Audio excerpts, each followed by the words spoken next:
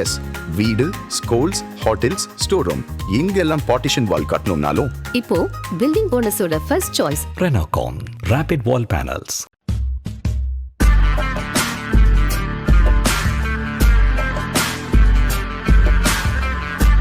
வணக்கம் ஜெயஹிந்த். இன்றைக்கி நம்ம சேனலில் பங்களாதேஷ் பற்றி ஒரு மிக முக்கியமான அப்டேட் பார்க்க போகிறோம்.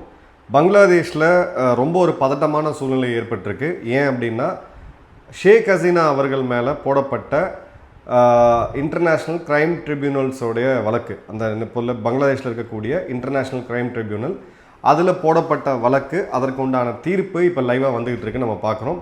கிட்டத்தட்ட எல்லா சார்ஜஸ்லேயுமே அவங்க மேலே குற்றம் நிரூபிக்கப்பட்டிருக்கு அப்படின்னு சொல்லி அவங்க சொல்லியிருக்காங்க. ஸோ தண்டனையும் வந்து அறிவிக்க போகிறாங்க. இந்த வீடியோ ரெக்கார்ட் பண்ணக்கூடிய டைமில் தண்டனை இன்னும் அறிவிக்கப்படலை. பட் இப்போது அது கிட்டத்தட்ட உறுதியாக இருக்குது. ஸோ இவங்க வந்து குற்றங்கள் செஞ்சுருக்காங்க அப்படின்னு சொல்லி ஐசிஜே வந்து தீர்ப்பு கொடுக்குறாங்க. இப்போ என்ன பிரச்சனை அப்படின்னு பார்த்தீங்கன்னா, இவங்க அவங்க நாட்டோட இதுபடி அப்ஸ்காண்டாக இருக்காங்க. நம்மளோட இதுபடி அவங்க அசைலம் எடுத்திருக்காங்க, தஞ்சம் புகுந்திருக்காங்க இந்தியாவுக்குள்ளே. ஸோ குறிப்பிட்ட நபர் விசாரணைக்கு உட்படுத்தப்படாமல் அப்போது ஒரு தீர்ப்பு வரும்போது அது சிம்பிளாக சொல்லணும்னா லா ஆஃப் நேச்சுரல் ஜஸ்டிஸ் அப்படின்னு சொல்லுவோம். அஜ்மல் கசாபே இருந்தபோது அவன் ஒரு தீவிரவாதி, பயங்கரவாதி, பாகிஸ்தான்லேருந்து இங்கே உள்ளே வந்து மும்பையில் தாக்குதல் நடத்தினா லைவ் ஆஃப் வீடியோ எவிடன்சஸ் இருக்குது.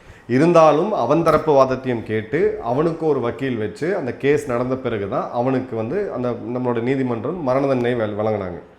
அதே மாதிரி இந்த இடத்துல சம்மந்தப்பட்ட ஒரு பார்ட்டி இல்லாமையே இந்த கேஸ் நடந்து இப்போ அங்கே தீர்ப்பும் வந்திருக்கிறது. இது எக்ஸ்பெக்ட் பண்ணதான் ஒன்றும் புதுசாக கிடையாது. ஏன்னா அந்த இன்ஃப்ளூயன்ஸ் எல்லாமே பார்த்தீங்க அப்படின்னா இன்றைக்கி யூனிஸோட கையில் இருக்குது. மிகப்பெரிய பதட்டம் அப்படின்றது இப்போ பங்களாதேஷில் குறிப்பாக தலைநகரத்தில் இருக்குது. ரெண்டு பக்கம் இங்கே பதட்டம் அதிகமாக இருக்குது. ஒன்று, ஷேக் ஹசீனாவுடைய சப்போர்ட்டர்ஸ், அவாமி லீக் பார்ட்டியோடைய ஒர்க்கர்ஸ், அதில் இருக்கக்கூடிய தலைவர்கள், அவங்க ஒரு மிகப்பெரிய போராட்டத்தில் இறங்கணும் அப்படின்னு சொல்லி முடிவு பண்ணுறாங்க. அதற்கான நிகழ்வுகள், பொதுமக்கள் ஷேக் ஹசீனா அவருக்கு ஆதரவாக இருந்தவங்க அவங்க எல்லாமே தெருவில் இறங்குறாங்க.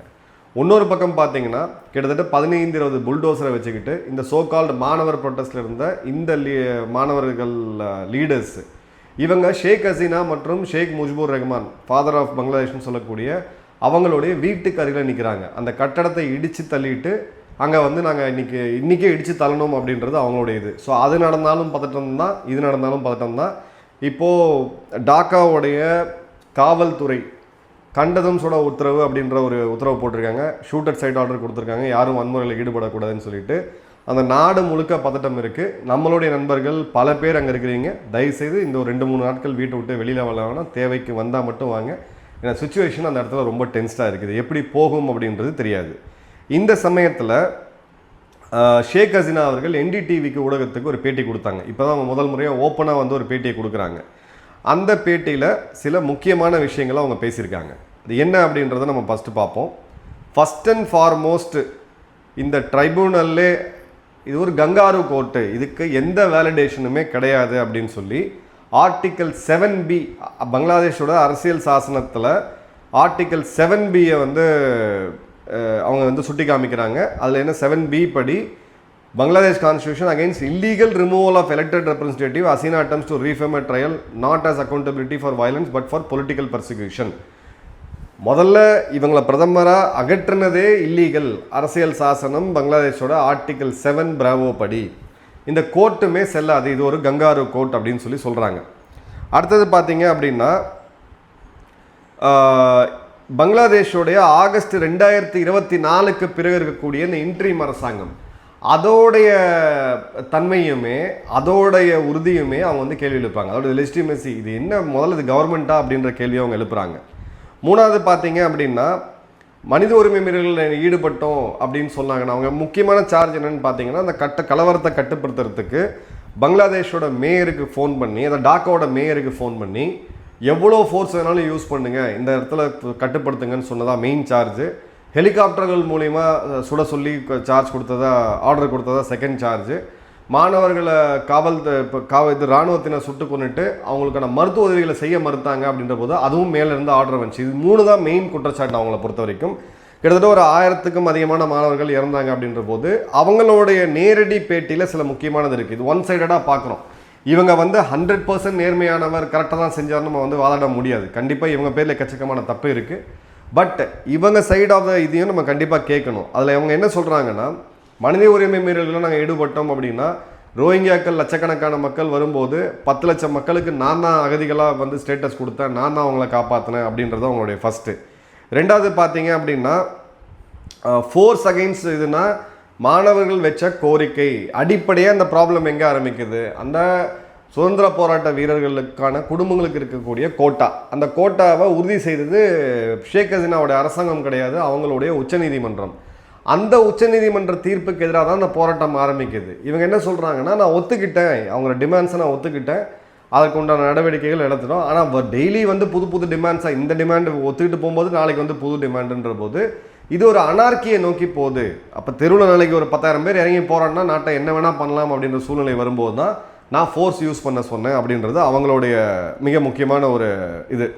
அதே மாதிரி பார்த்தீங்க அப்படின்னா ஷேக் ஹசீனா அவர்களுடைய காலகட்டங்களில் ஒரு டைமில் ஆல்மோஸ்ட் 2019 பார்த்தீங்கன்னா இங்கே பிஜேபியை வச்சு கிளிகளும் கிழிச்சிட்டு இருப்பாங்க. ஏன்னா பங்களாதேஷோடைய தனிநபர் வருமானம் பெர் கேபிட்டா இன்கம் அப்படின்றது இந்தியாவோட அதிகமாக போச்சு. பங்களாதேஷோட வளர்ச்சியுமே பார்த்தீங்கன்னா இந்தியாவோட அதிகமாக போச்சு. ஸோ அந்த அளவுக்கு நான் வளர்ச்சியை கொண்டு வந்தேன். ஆனால் அந்த கடந்த ஒரு வருடத்தில் பங்களாதேஷோட நிலைமை என்னன்னு சொல்லி பிஃபோர் ஷேக் ஹசீனா ஆஃப்டர் ஷேக் ஹசீனான்ற அந்த கம்பேரிசனை வந்து வைக்கிறாங்க. அதன் பிறகு பார்த்தீங்கன்னா மனித உரிமை மீறல்கள்னு பேசுகிறீங்க, அங்கே இருக்கக்கூடிய என்னை வீழ்த்தின பிறகு நூற்றுக்கணக்கான இந்துக்கள் கொல்லப்பட்டிருக்காங்க, சீக்கியர்கள் கொல்லப்பட்டிருக்காங்க, கிறிஸ்தவர்கள் கொல்லப்பட்டிருக்காங்க. அப்போ இதை பற்றிலாம் ஏன் பேசுறது கிடையாது, இங்கே எங்கே போச்சு international court of international crimes tribunal அப்படின்னு சொல்லி கேட்டிருக்காங்க. இதில் பார்த்தீங்க அப்படின்னா மெயின் சார்ஜ் அவங்க சொல்கிறது டாக்கா மேயருக்கு ஜூலை 16 வாய்மொழி உத்தரவு போட்டதாக இவங்க சொன்னது. அதுதான் அங்கே ஒரு மெயின் ஃபோர்ஸாக இருக்குது. Lethal force against protesters, armed civilian protesters அப்படின்னு அவங்க சொல்கிறாங்க. இப்போது அவங்கள வந்து ட்ரோன்ஸ் டிப்ளாய் பண்ண சொன்னாங்க, ஹெலிகாப்டர் டிப்ளாய் பண்ண சொன்னாங்க, இதெல்லாம் வந்து கண்ட்ரோல் பண்ணுறதுக்கு அப்படின்னு சொல்கிறது தான் மெயின் இது. இப்போது இந்தியாவுடைய ஸ்ட்ராட்டஜிக் ரெஸ்பான்ஸ், இப்போ இது ஒரு நீதிமன்றம், நம்ம ஒரு ஜனநாயக நாடு, இன்னொரு நாட்டோட நீதிமன்றமாக இருந்தாலும் அதுக்கு நம்ம இது. பட் இந்த ட்ரையல் ஃபேராக நடந்துச்சா? ஷேக் ஹசீனாவை இப்போ அவங்க என்ன சொல்கிறாங்க, ஷேக் ஹசீனா அப்ஸ்காண்ட் ஆகிட்டாங்க, இதுக்கு அப்பீலும் பண்ண முடியாதுன்றாங்க. ஸோ விசாரணையில் சம்மந்தப்பட்ட குற்றவாளி இல்லாமல், குற்றஞ்சாட்டப்பட்டவர் இல்லாமையே ஒரு விசாரணை நடத்தி முடிச்சுட்டு அந்த விசாரணைக்கு வரக்கூடிய தீர்ப்பை அப்பீலுக்கும் போக முடியாது, மேல்முறையீடும் செய்ய முடியாது அப்படின்றது இப்போ இங்கே இருக்கக்கூடிய ஒரு மிக முக்கியமானது. இப்போ இங்கே இந்தியாவோட ஸ்டாண்ட் வந்து என்னென்னா, இந்த கோர்ட் தீர்ப்பை இந்தியா முழுவதும் புறக்கணிக்க முடியாது. பட் அதே சமயம் ஷேக் ஹசீனா ஓப்பனாக வந்து ஒரு இந்திய ஊடகத்துக்கு பேட்டி கொடுக்குறாங்க அப்படின்ற போது இந்தியா பேக் எண்டில் ஏதோ பண்ணிகிட்டு இருக்காங்க, அதற்கு உண்டான டைமிங்கும் பண்ணுறாங்க அப்படின்றது தெளிவாக தெரியுது. இப்போது ஒரு ப்ரோ இண்டியன் அலையாக அவங்க இருந்திருக்காங்க, அட்லீஸ்ட் ஆன்டி இண்டியன் ஒரு ஸ்டாண்டில் வந்து ஷேக் ஹசீனா இருந்ததே கிடையாது. இப்போ யூனிஸோடைய அரசாங்கம் அப்படின்றது எக்ஸ்ட்ரீமிஸ்ட்டுக்கு ஆதரவாக இருக்கக்கூடிய எக்ஸ்ட்ரீமிஸ்டோடைய அந்த ஸ்ட்ரீட் பவரில், ஜமாத்துல் இஸ்லாமியோடைய ஸ்ட்ரீட் பவரில் ஆட்சியை பிடிச்ச இவங்க இப்போ அந்த இடத்துல இருந்து எங்கே போகிறதுன்னு தெரியாமல் இருக்காங்க. இவங்க ஆசியான் நாடுகளோட அலைன்மெண்ட்டு, சைனாவோட அலைன்மெண்ட்டுன்னு சொல்லி அவங்களுடைய கிழக்கு பக்கம் இருக்கக்கூடிய நாடுகளோடைய பேசணும்னு போகிறாங்க. பட் அடிப்படையாக மிகப்பெரிய சர்வதேச எல்லை கொண்ட ஒரே நாடு பங்களாதேஷ்க்கு யாருன்னு பார்த்தீங்கன்னா இந்தியா தான். 4096.7 கிலோமீட்டர்.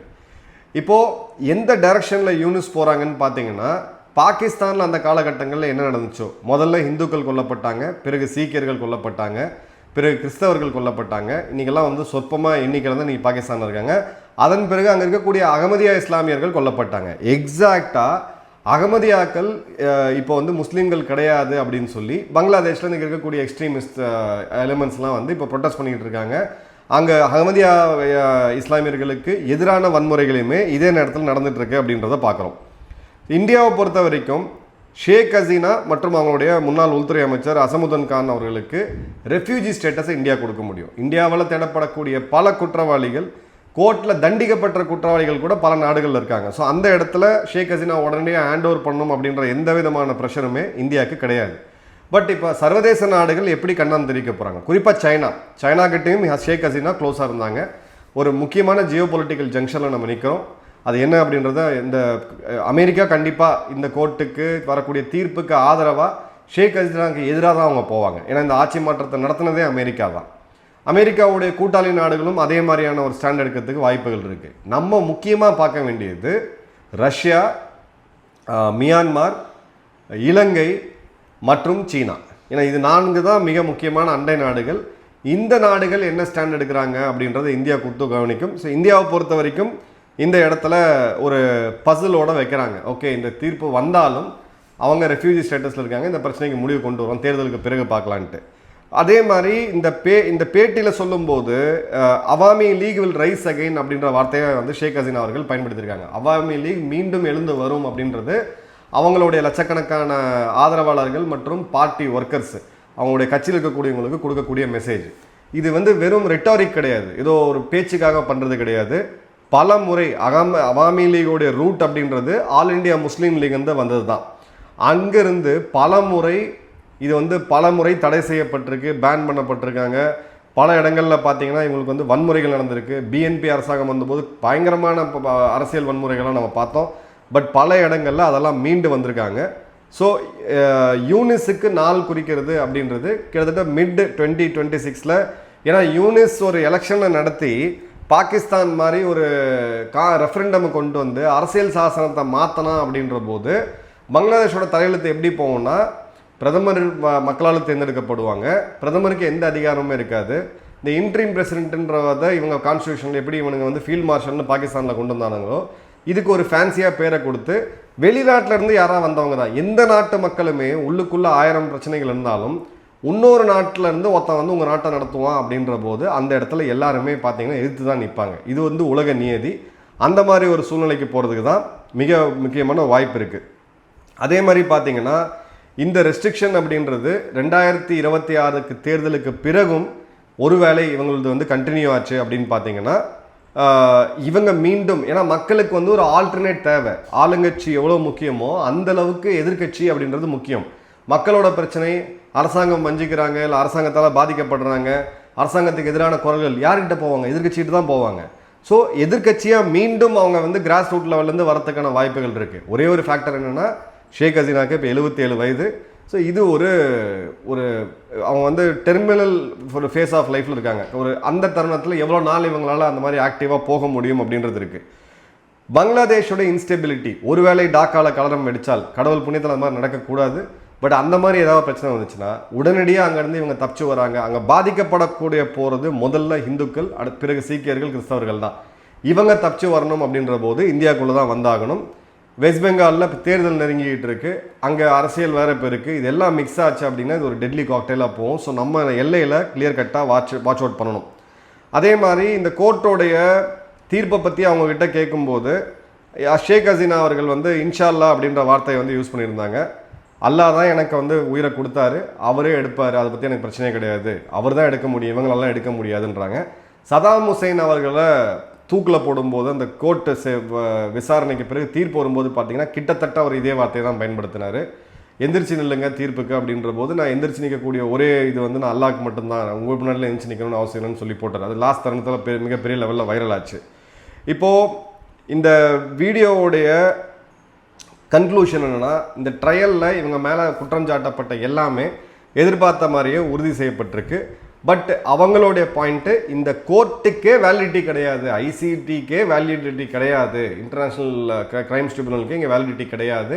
ரெண்டாவது, அந்த ட்ரையல் அப்படின்றது விசாரணை மற்றும் நீதி அப்படின்றது லா ஆஃப் நேச்சுரல் ஜஸ்டிஸை ஃபாலோ பண்ணணும். வாதி பிரதிவாதி 2 பேர்கிட்ட கேட்டு தான் விசாரணைகள் உட்படுத்தப்பட்ட பிறகு அந்த விசாரணை டாக்குமெண்ட் ஆகி அதன் பிறகு அதுக்கு குறுக்கு விசாரணை நடந்த பிறகு தான் ஒரு தீர்ப்பு வரணும். சம்பந்தப்பட்ட ஒரு மிக முக்கியமான குற்றஞ்சாட்டப்பட்ட சீன்லேயே கிடையாது, அவர் இந்தியாவில் இருக்காங்க. ஸோ இந்த தீர்ப்பு வந்து பைண்டிங் ஆகாது அப்படின்றது தான். பட் இந்த இடத்துல நம்ம கவனிக்க வேண்டிய விஷயம், இந்தியா பங்களாதேஷோடைய உறவு இன்னும் மோசமாக தான் போக போகுது யூனிஸோட இந்த டைமில். ஏன்னா இவனுங்க என்ன பண்ணுவானுங்கன்னு பார்த்தீங்கன்னா, கோர்ட்டால் தண்டனை பெற்ற குற்றவாளியும் தீர்ப்பளிக்கப்பட்ட ஒரு குற்றவாளிக்கு இந்தியா ஆதரவு கொடுத்துக்கிட்டு இருக்கு அப்படின்னு சொல்லி இந்தியாவுக்கு எதிரான பிரச்சாரங்கள்லாம் அவங்க முன்னெடுப்பாங்க. இந்தியாவுக்கு எதிரான பிரச்சாரங்கள்ல முன்னெடுக்கும் பொழுது பங்களாதேஷில் இருக்கக்கூடிய இந்த ராடிக்கலைஸ்ட் முட்டாள்களுக்கு அது இந்துக்களுக்கு எதிராக தான் போகும். ஸோ இது ஒரு காம்ப்ளெக்ஸான சுச்சுவேஷன் நம்ம வெயிட் பண்ணிகிட்டு இருக்கோம். இன்று இரவு என்ன நடக்குது அப்படின்றத பார்த்துட்டு, அதாவது நேற்று இந்த காலனி ரெக்கார்ட் பண்ணும்போது என்ன இருக்குன்னு பார்த்துட்டு அடுத்த ஒரு டீட்டெயில் அப்டேட் சந்திப்போம். நன்றி, வணக்கம், ஜெய்ஹிந்த்.